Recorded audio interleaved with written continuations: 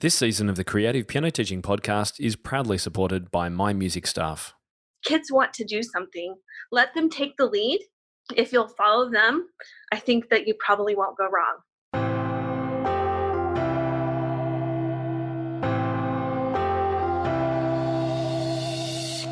Welcome to the Creative Piano Teaching Podcast, the place where teachers from around the world meet to share innovative ideas about music education. Listen and learn as we help you motivate your students, grow your income, expand your studio, and become a more creative piano teacher. Hello everyone and welcome back to Season 4, 2018 of the Creative Piano Teaching Podcast. My name is Tim Topham, your host for the show, and thank you very much for tuning in today. Whether you're a first-time listener, an extra special welcome to you, of course, but also a very special welcome to all my long-time listeners. We're getting very close to episode 150, and I'll tell you a little bit more about what's happening in that episode later on today. Today's episode is a little bit different. We're actually unpacking a really challenging topic and one that most people really avoid at all costs. We're talking with a special guest about the impact that loss can have on you and your studio. And by loss, and we'll go into a little bit more depth shortly, but we're talking about the death, disability, serious injury to one of your students, friends, or family members. We also talk about pets, and we go into some depth and really unpack this with my special guest today, who is incredibly brave. She really bears her soul in this episode, and it's really quite emotional. But I think it's a very important topic to discuss because I know many teachers have to deal with this regularly. It's a very sad thing, and sometimes it's really hard to know what to do. So hopefully today's discussion will help give you some clarity about that and some ideas. But I hope even more we'll open up a dialogue with teachers around the world about how we can approach this in our studios. And so if you're interested to contribute to that discussion, then either find me on Facebook and you'll be able to find the link to this podcast, or head to the show notes page where we've got our usual full transcript and of course our comment section, which I know is going to be popular for this episode, at timtopham.com/episode 145. My guest today is a violin teacher in her family studio, Seven City Strings in Arizona. Her favorite pastime is playing music with her husband and 5 children in their family ensemble. She's been an Inner Circle member for about a year now and also keeps herself busy doing photography, art, and playing with their many pets. Welcome to the show, Ruth. Thank you. Thank you for having me. It's a pleasure, and so to say I'm excited by today's episode is not quite the right set of words to use, but I'm really pleased that we're covering a topic that is perhaps a little bit awkward and not something that's discussed so much. But before we get into the guts of today's episode, would you mind just letting people know a little bit about your studio and how it looks? Because I don't often interview violin teachers. I know I snuck in. Just kidding. Don't tell them I'm a violinist. I have a studio. It's a pretty small studio. I have over 30 students in my part of the studio, and that's an in-home studio. But then I also have both my daughters teaching. They are both music majors at the university out of state, and so they teach online. Right. Great. And is that included in your 30 student numbers, or is that on top of? No, that's on top of. Wow. Okay. And 5 children. How old's the age range of your kids? Because that's a big studio with 5 kids. My oldest daughter is 22. My second daughter is 20. Then I have twin boys that are 17 and a 12-year-old. Wow. My golly, you must be busy. I'm very impressed. Well, let's dive into today's topic. So we're talking about the idea of loss in a studio setting. So I think probably the first thing we should probably do is define what we're meaning by loss in the context of today's chat, Ruth. What do you think? So when I'm thinking about loss, I'm thinking, in a global sense, like in a studio sense, we are really connected to a lot of people, and they experience loss, we experience loss, and that kind of loss at this moment is probably mostly related to death, passing, or even just a change, major change. Moving can be a loss to a child, a new environment, a divorce in the family can cause a lot of change that involves loss, even if they haven't lost their parents. It's a loss of a situation that they've been used to it, or a routine, and the loss of a pet. A pet is a very important thing to a child, and that loss can be felt really quite seriously for the child. Right. Yeah. I'm glad And you mentioned. Yeah, so same with all of us. That's right. I'm glad you mentioned that because I hadn't actually thought of pets in that mix, and I was really much more focused on the idea of death, I guess, and that of both. I mean, it could be even a student, as horrible as that thought is, but a student's friend, a student's family member. I mean, that's where it's really obviously serious. But you're absolutely right. Just a divorce can play huge effect in a student's life, and so having that in mind too, I think, is great. And so that idea of loss also being a change of routine, a forced change of routine, I guess, an unexpected one, or a new school where they have to adjust to new friends. Yes, true. And losing previous friends and things like that. Yeah, that's great. So tell us why you were keen to talk about this topic, because I'll let everyone in on a secret. And this is that Ruth was the one that came to me and said, look, I really think this is an important topic that we should have a chat about. So tell us about the background of why you came to suggest this. So first of all, I'll tell you the most recent thing said to me. Just this Saturday, a parent said to me in the studio, Ruth, I think you've got to be really unlucky. And I said, actually, thanks. And I said, actually, I think I'm actually very lucky. There are a few things that have been a little, that have been challenging, but I find within all of that there's been more good than not good. That having been said, I have experienced a season of loss in my own personal life, but also in my studio. And I'm looking up. I'm looking for things to improve and for good things. And lots of good things have come from the experiences that I've had. Mm. And I guess it takes a lot of courage and perhaps time to be able to say that about awful things that happen in our lives, that you learn from it.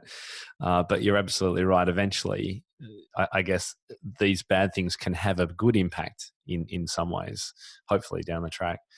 Now, I think also the other thing we should probably mention before we dive too deeply is that neither Ruth nor I, well, I don't think you're a psychologist. I'm certainly not.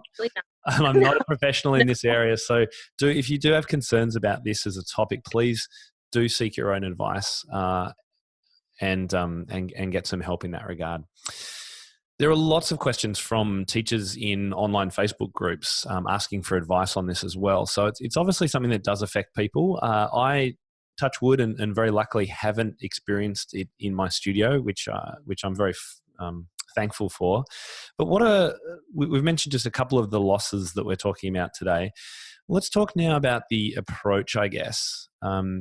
Is the approach that we use going to be the same for all these different circumstances?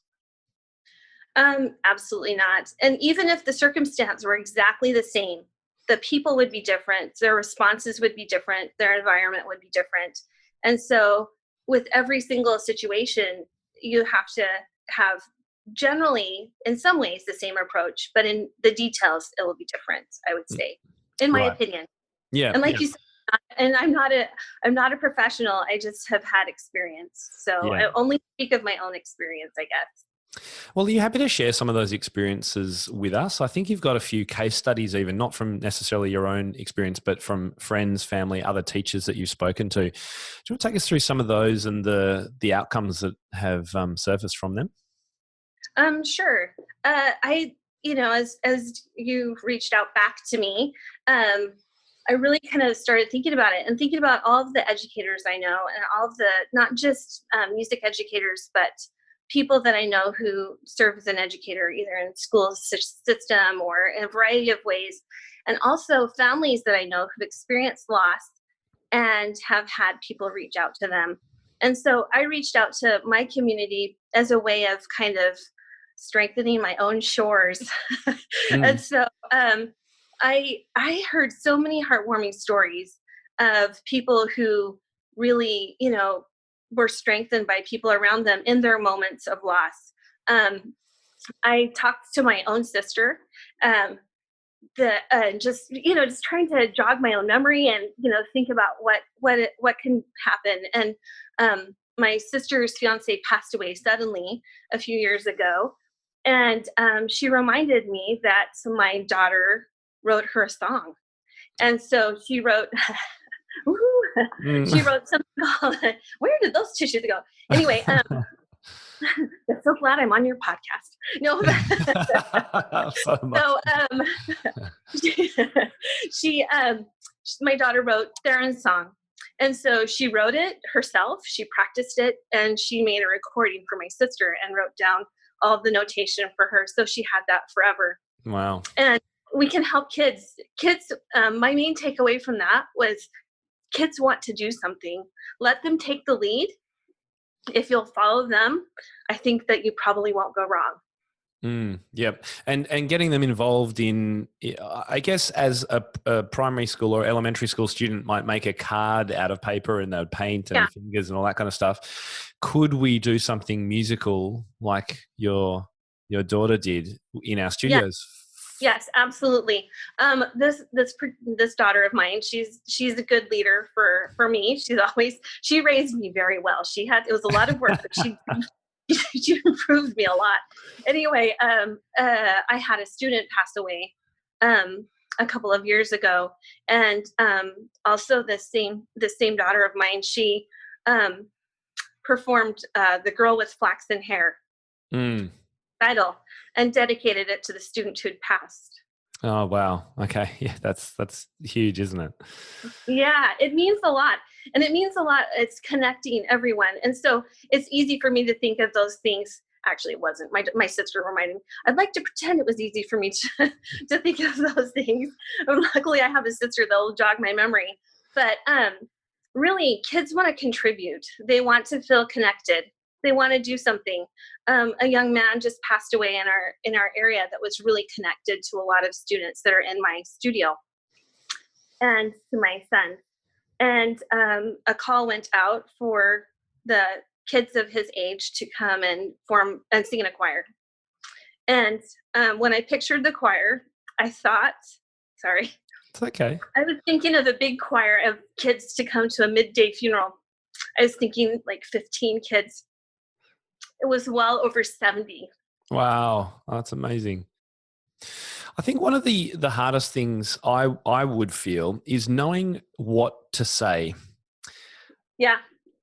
And I wonder if you've heard from other people or even yourself, if you've got some ideas about what's good to hear, because you probably don't want to hear, "Are you okay?"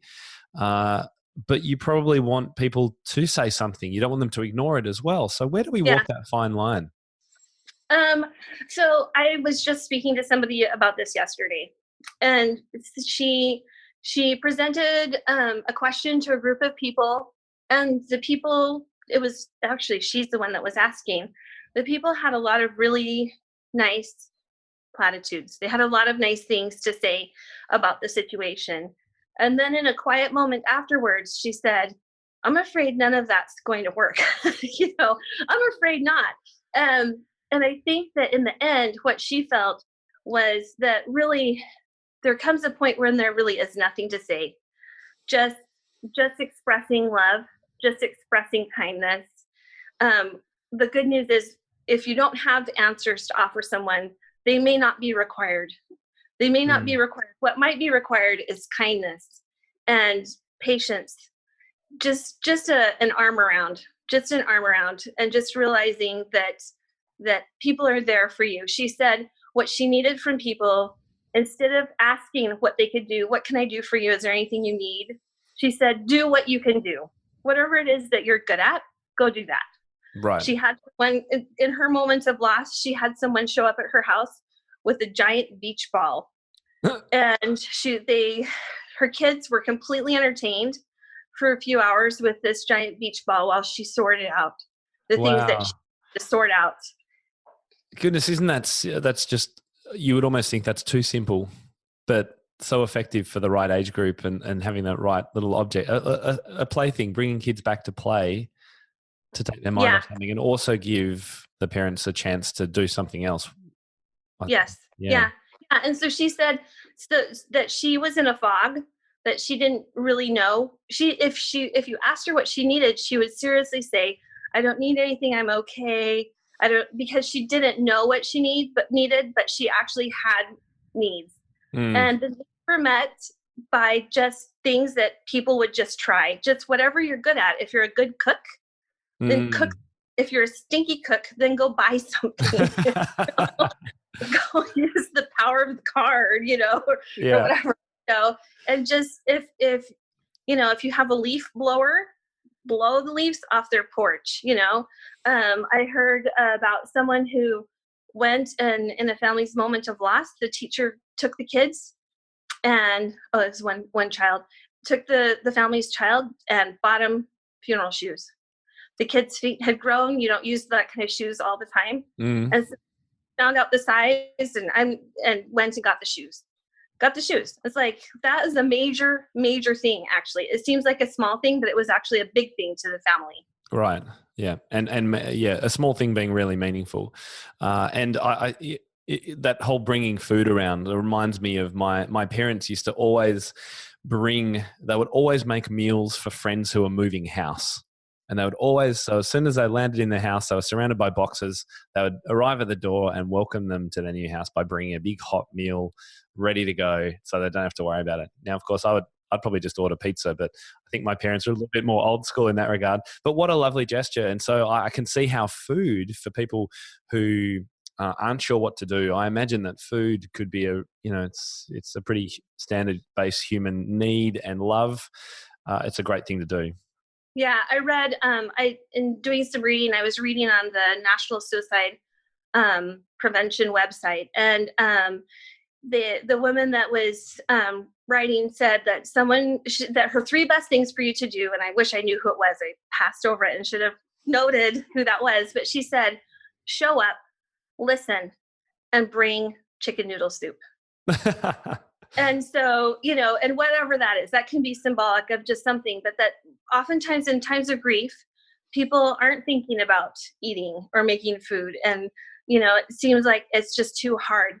About 1 year ago, August, my brother was in an accident at work. And the tables were turned for me on this one, in that my daughter's teacher brought us a large bowl, or not bowl, it was large pot of delicious bean soup. Oh, wow. So in our moments of need, our teacher brought something and it tasted fantastic. It was something that we didn't have to think about or organize or go out and buy. And in our time of stress and worry, and then eventual passing of my brother, the teacher that brought the bowl of soup, or the pot of soup, was just really, really heartwarming and really meant a lot to us. Literally heartwarming. Did the teacher call you first and say, I would like to do this for you, or did they just show up? That teacher called. It's a bit of a drive, and so it made sense to call. And I know that's a logistical thing, that you don't want to impose, and they might not be answering the phone. Well, that's what I was wondering. Yeah. I mean, is that a good thing? I mean, even if you're quite close, living physically a close distance, is it a good thing? Were you in a state that you would have said, yes, please come over? Or would you have said, please don't come over? I can't do it. And therefore maybe it's better to just rock up. I think that's really tough to say. For me, it meant a lot to me. And I said, oh no, don't. Right. Actually, I did. I'm like, no, oh no. And then he said, oh yes, we will. What time would you like it? Tuesday, what day? Tuesday or Wednesday? Well, okay, Tuesday, or whatever, and whatever it was, And so just a little persistence, because we all want to be self-sufficient. We all want to, no, I'm fine. We're working it out. Yeah, I'm okay. We've got it. We've got this, but it's still, it still meant a lot. So yeah, he did call, he did make arrangements. But also, other people just stopped by, and just said, here's something for your freezer. When you have a minute, you can just pop it in and it'll be fine. And would you have found a card or flowers as satisfying? Satisfying is not the right word. As pleasing a gift. That's not quite the right word either. But do you know what I mean? So I think that I guess that would be individual. But I think it's really just the gesture of kindness, the feeling of love from one human to another in this messy world that we live in, and just kind of like, we're all here, we're all with you, kind of a thing. And so in some ways, I think, of course, it matters. In other ways, I think, no, it doesn't matter. Just do something. Do something. Yeah. Just something. Yeah. I think that sometimes we get stuck in analysis paralysis when we want to do something nice for someone, but we want it to be just right. And I think that maybe it's better to just do something. Mm. And I wonder when, I mean, and all loss is difficult, but there's probably levels. The pet probably is one level. A family member passing is another. One of the most awful ones would have to be suicide, and I've never, thank goodness, had to deal with this. So I'm not sure what I would do or say, or I don't know. Have you spoken to anyone who's experienced that, either vicariously or directly? And any thoughts on that?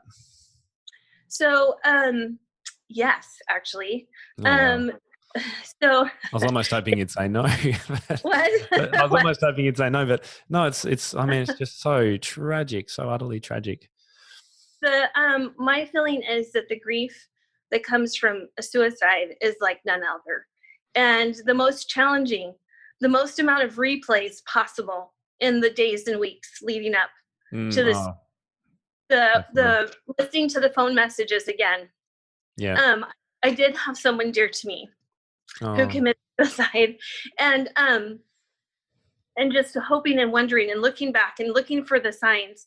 And that's actually why I agreed to talk to you today, mm, because I wanted a moment to say, I would like the teachers to go and to make themselves aware of the signs of suicide. I am not a trained professional in this, and they can't be either. And it can't be the teacher's role alone. But as a community, if we make ourselves aware, and sometimes there are no signs, mm, there are times when there is not a sign at all. But if there's a way to know of those, if even one life were saved, then all of the educating would be worth it. All of the learning and making yourselves uncomfortable would be worth it. yeah. And what do you mean by I think you said training or something like that? Is there known groups out there that provide Yeah, information? so you can Google suicide. What are the signs of suicide, Right. or what are some of the things to watch for?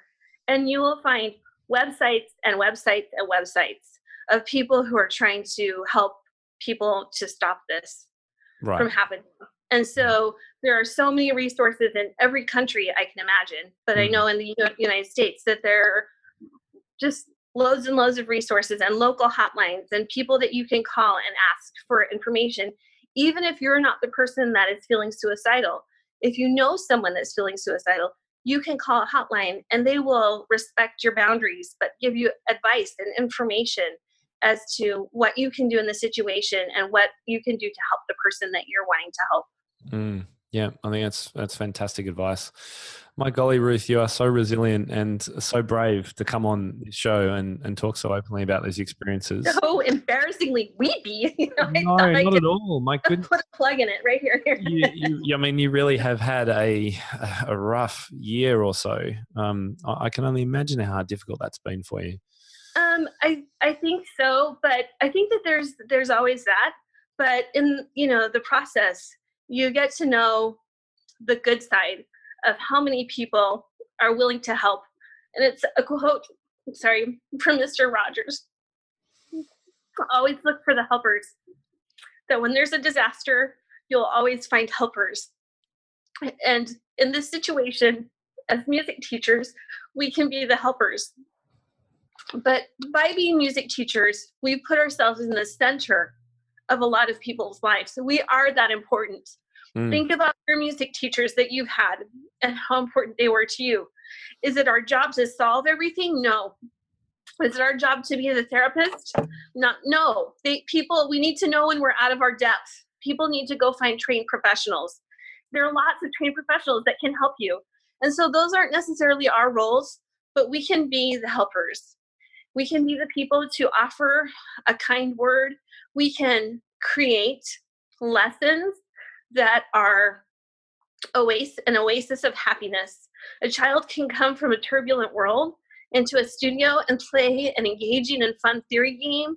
They can learn something new. They can write an important piece that expresses their feelings for someone they love, and they can have joy in the moment with us, and then we can offer kindness to them. And so we may not be the person to solve all of the problems. We may not be the person to be the pillar that holds everything up and together, but we can be the people that are the helpers. That's a lovely quote. Did you say who was the author of that quote originally? It's Fred Rogers. Fred Mr. Rogers. Okay. Mr. Rogers from Mr. Rogers' Neighborhood. Right, I'm not familiar. Is it a book, is it? It's an American TV show for kids. Ah, right. Okay. I shouldn't misquote it. That's terrible to misquote it. I should look it up. That's okay. In the notes or whatever. So, well, if you find it, shoot it through to me and we'll pop it in our show notes. It sounds really, really meaningful. And I think you've actually just summed up. I'm almost not sure that I want to say much more, because I think that was a fantastic summary of the approach that we can take as teachers. And I think my takeaway from you, I've learned so much from you from this episode, Ruth, is that we can, it's just a matter of showing that we care and showing that we're there by some kind of action. And that's really what it takes. And I would imagine myself in this situation, I would probably tend towards the side of being cautious about doing too much or being imposing. And I would almost kind of sit back and stay silent, or kind of, it's so awkward. I don't know what to say or do.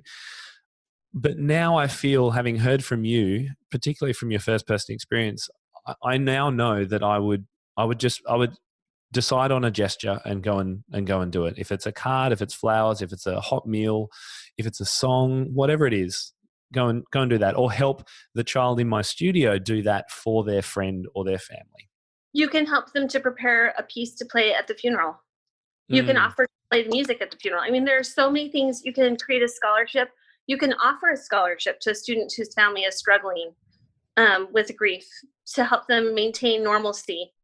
The list, I think that it would be great to have people chime in and just make a giant list of ideas so that we can all pull off of it. Yeah. Well, I'd like this to be the start of a discussion because it's quite an unusual episode. And so we've got a few places where we can discuss this.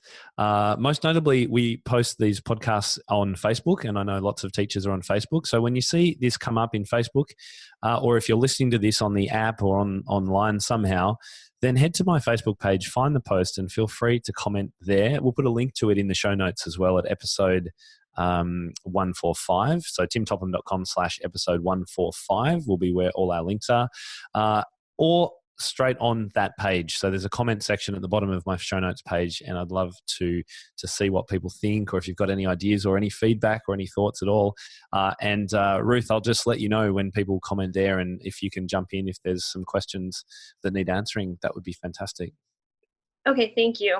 Oh, Ruth, I'm just so touched that you've just bared your soul to us all today. Thank you so much. You're definitely not a bubbling baby or whatever you said you were before. You're an amazingly strong, resilient woman, and I could only hope that I would be able to deal with loss the same way that you have. Thank you. Thank you very much for joining us today. Thank you. Thanks, everyone. So yes, let's continue the discussion. I think it's a really important one. And other than that, we'll see you soon. Thanks again, Ruth. Really appreciate it. Well, I hope that discussion was useful. Even though perhaps it was painful, it might have unpacked some difficult issues for you. And please do keep in mind that there are lots of services out there to help if this discussion has brought up any issues that you need to speak to someone about. Please go and find that support. And as we mentioned, Ruth and I are really interested to see what feedback we get from this episode. Has it been helpful? What other thoughts have you got? Have you personally suffered a loss and can perhaps advise us in better ways to manage that when it happens to us? Or have you done something special for a student who has suffered a loss of some sort? Can you let us know? It'd be great to continue this chat and dialogue, either, as I said in the introduction, on Facebook.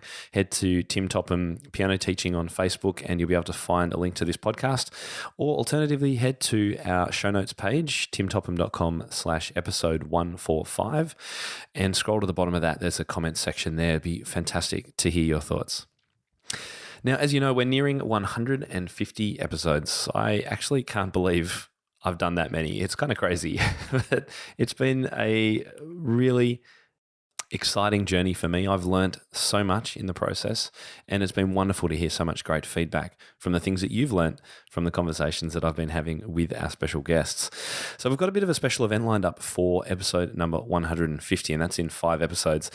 What I've decided to do is get a whole team of teachers together. Many of them are my inner circle expert teachers, to come on the show together to chat about piano pedagogy. We're going to chat about the future of piano pedagogy, and they're each going to throw out an idea that we can all discuss while we're there together. And we've got the likes of Bradley Sowash, Forrest Kinney, Paul Myatt, Lindell Kennedy, Nicola Cantan, Tom Donald, and more joining live in that episode. So that's in 5 episodes. I can't wait to share that with you. And I'm also very excited that we have a special souvenir item that we'll be offering to all listeners. It's called the Ultimate Creative Piano Teaching Podcast Bundle. 150 creative lesson ideas and counting. And I'm going to tell you more about how that actually works and what it is and how you can get hold of it in the coming couple of weeks. I can't wait to share that with you. So next week on the podcast, we're actually going behind the scenes of a studio in a new series of interviews that I'm launching this season and hopefully continuing on next year. The concept is called Behind the Studio. And in next week's episode, I'm interviewing another Aussie teacher who's been making huge changes in her teaching, including adding an approach to teaching 2 students at once on one piano that she calls pairs teaching. So it's not quite group, it's not quite buddies. That has really changed both her student outcomes and also her business. She's recently merged into or created a company format and hired a teacher, and she's going great guns. I look forward to sharing that with you next week, because I know many of you love being able to peel back the curtain of other teachers' studios and see what's going on. So we'll find out exactly where she's come from and where she's going and all her future plans next week. I'm Tim Topham. This is the Creative Piano Teaching Podcast. Thank you so much for listening. Ladies and gentlemen, that will conclude this evening's entertainment. Oh, thank you. Thanks for listening to the Creative Piano Teaching Podcast. We'd love to help take your teaching to the next level as a member of our supportive community. Use the coupon Piano Podcast for $100 off an annual membership of Tim's Inner Circle today. To find out more, head to timtopham.com/community.